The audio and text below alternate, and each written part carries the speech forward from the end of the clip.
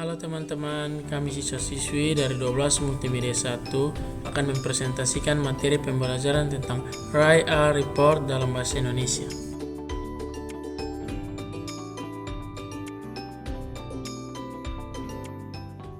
Apa itu teks laporan?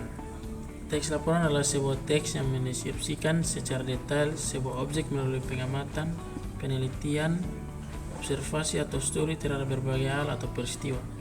Teks laporan biasanya berisi berbagai fakta yang dapat dibuktikan secara ilmiah karena dalam mendeskripsikannya diperlukan penyelidikan dan berbagai macam pertimbangan ilmiah.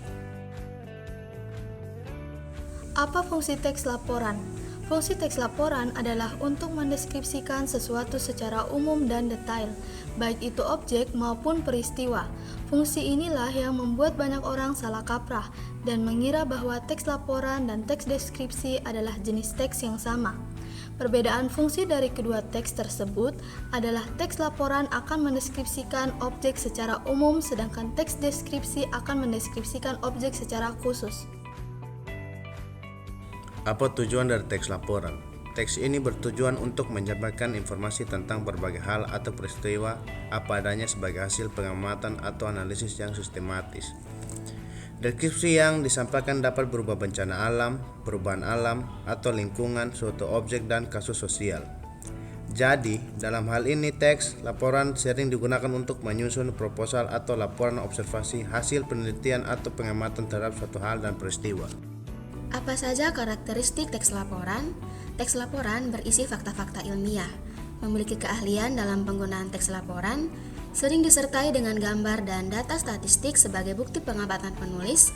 Kalimat yang digunakan adalah simple present tense, menggunakan fitur bahasa kata benda umum, menggunakan kata kerja yang saling berhubungan, seperti kata kerja penghubung atau kata kerja relatif, menggunakan kata penghubung logis bersyarat, seperti ketika, jadi, dan sebagainya.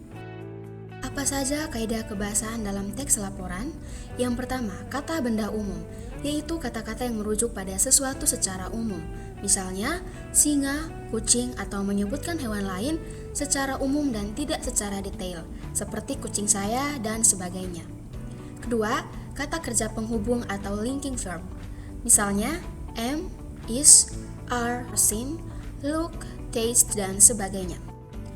Yang ketiga, timeless present tense digunakan sebagai penanda waktu dari simple present tense, misalnya sering, biasanya, selalu, dan sebagainya. 4. Introducing group or general aspect, yaitu bahasa yang memperkenalkan objek penelitian secara umum. 5. Istilah teknis, menggunakan istilah-istilah yang berkaitan dengan topik yang dibahas dalam teks laporan.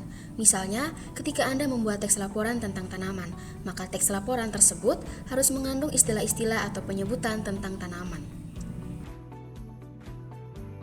Apa saja bagian dari struktur teks laporan? Klasifikasi umum. Struktur pertama ini berisi berbagai informasi umum yang diperoleh dari hasil pengamatan penulis teks laporan. Deskripsi.